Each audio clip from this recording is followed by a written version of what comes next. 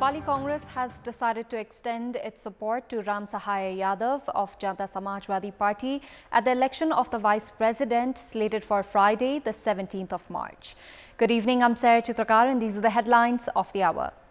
Prime Minister Pushpa Kamal Dahal holds parley with province governors. Meeting delves into ensuring effective implementation of federalism. Largest party of the House of Representatives, Nepali Congress decides to support Ram Sahaya Yadav in the vice presidential election. Directs party ranks to recommend candidates for nearing by-election. A Russian fighter jet reportedly collides with a US drone, causes the unmanned US aircraft to crash into the Black Sea. And a century from skipper Muhammad Wasim helps the UAE Sea of Papua New Guinea to register their first win of the Nepal Leg of World Cricket League 2 series. Nepal play the UAE tomorrow.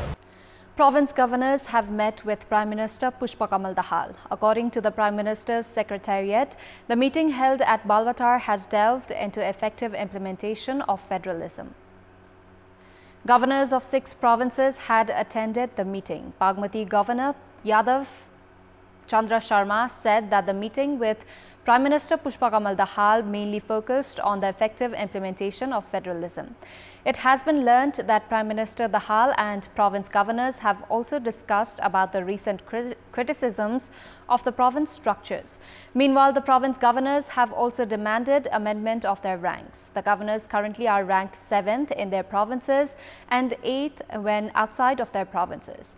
The meeting was attended by Koshi Governor Parshuram Khapung, Harishankar Mishra of Madhya Pradesh, Bagmati's Yadav Chandra Sharma, Prithviman Gurung of Gandaki, Amik Serchan of Lumbini and Karnali Governor Tilak Pariyar. Sudur Pashchim Governor Devraj Joshi did not attend the meeting. The largest party of the House of Representatives, Nepali Congress, has decided to support Ram Sahaya Yadav in the election of the Vice President. Today's meeting of the Central Work Execution Committee of Nepali Congress has decided to vote for the official candidate of Janata Samajwadi Party, Ram Sahaya Yadav, in the election for the Vice President. Yadav is the common candidate of the newly formed political alliance. Meanwhile, Nepali Congress has also directed its departments to recommend possible candidates for the by-election slated for the 23rd of April. The Election Commission has made public the sample ballot paper for the election of the Vice President slated for Friday, the 17th of March. Candidates have been prohibited to appeal for votes from last midnight. The Election Commission has made public the ballot paper with the photographs of 4 candidates. The ballot paper includes the names and photographs of all 4 candidates. Pramila Kumari Yadav of Janata Samajwadi Party had withdrawn her candidacy, announced of supporting Ram Sahaya Prasad Yadav. However, according to the Election Commission, Pramila Kumari Yadav had issued a notice of her withdrawal of candidacy after the expiry of the deadline to do so and has therefore been included in the ballot paper. Meanwhile, the silence period for the election of the Vice President has also come into effect. CPN-UML has fielded Ashta Lakshmi Shakya. Janata Samajwadi Party has put forward Ram Sahaya Yadav, while Mamata Jha is the candidate of Janamat Party for the Vice President. Prime Minister Pushpa Kamal Dahal expressed his hope on Tuesday for a growing trade and investment relationship with China to help Nepal achieve its development goals. Addressing the inaugural session of the Nepal-China Investment and Business Forum 2023 held in Kathmandu, the Prime Minister noted that China remains Nepal's second largest trading partner and the largest source of foreign direct investment. Dahal also lauded China's latest move to list Nepal as a priority destination of outbound group tours for its people, saying Nepal's tourism sector suffered a lot during the COVID-19 pandemic and China's move will have a positive impact on Nepal's tourism. Chinese ambassador to Nepal, Chen Song, and vice chairman of China Council for the Promotion of International Trade, Zhang Shaogang, also attended the forum. China welcomes Nepal to actively participate in the Belt and Road Initiative and the Global Development Initiative, said the 2 Chinese officials, adding that the 2 countries should expand the bilateral trade. Kathmandu metropolis has made preparations to conduct tests to identify residue level of chemical fertilizers in fruits and vegetables in the valley. Addressing a program organized by the Ministry of Trade, Commerce and Supplies on the occasion of World Consumers' Day today, Deputy Mayor Sunita Dangol informed about the plans to test chemical residues in the fruits and vegetables in the valley. Deputy Mayor Dangol said that a special team has been mobilized considering food purity and that the market inspection and awareness programs would be conducted by the metropolis. During the program, Chief Secretary Shankar Das Bairagi expressed confidence that the government will formulate plans and policies in favor of consumers for improvement in goods and services. He added that the government was committed to coordinate with all three tiers of the government to ensure the same. Director of the Department of Commerce and Supplies and Consumer Protection, Homnath Patrai, said that inspection is being conducted under the federal structure. The consumers' rights activists celebrated the World Consumers' Day with the national slogan, "Empowering Consumers Through Clean Energy." Progress of the transmission lines of the 900 megawatt capacity Arun 3rd hydroelectricity project under the construction in Sankasaba is very slow. 65% works related to electricity production have been completed.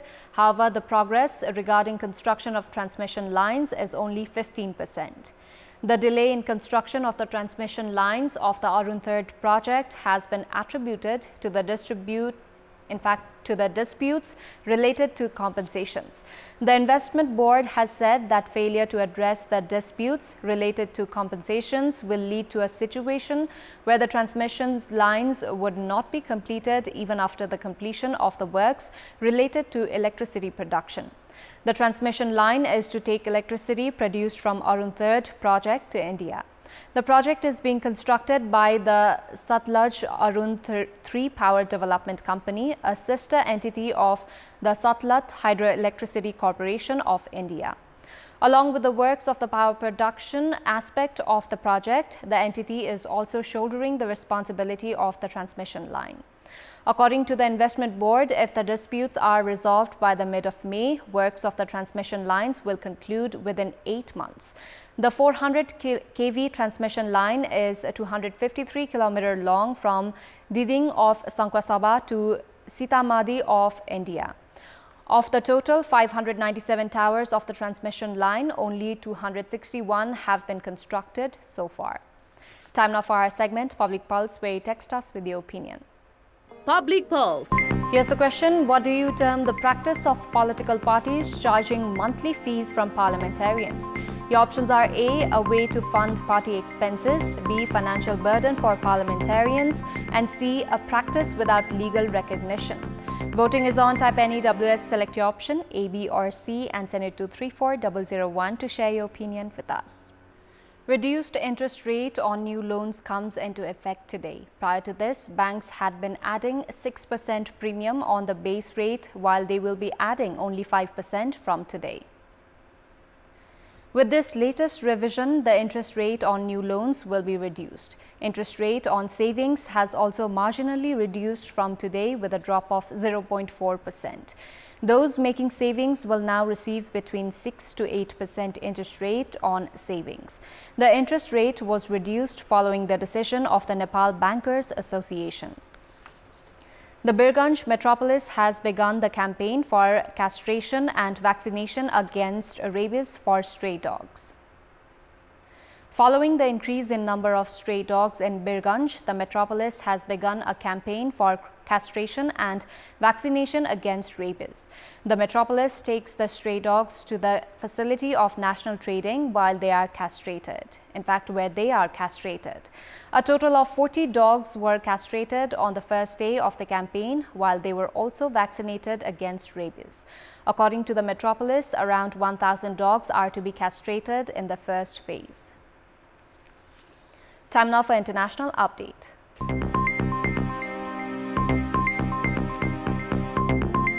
A Russian fighter jet has collided with a US drone, causing the unmanned US aircraft to crash into the Black Sea. The incident highlights the increasing risk of direct confrontation between Russia and the US over the Ukraine war. The US says the drone was on routine mission in international airspace when two Russian jets tried to intercept it. Russia said the drone crashed after a sharp maneuver and denied that the two aircraft made direct contact. The Russian Defense Ministry also said the MQ-9 Reaper drone was flying with its transponders turned off. Transponders are communications devices that allow the aircraft to be tracked. Reaper drones are surveillance aircraft with a 20-meter wingspan. The US said several times before the collision, the Su-27 fighter jets dumped fuel on the drone in a reckless, environmentally unsound and unprofessional manner. The US summoned the Russian ambassador in Washington, Anatoly Antonov, to protest against the move.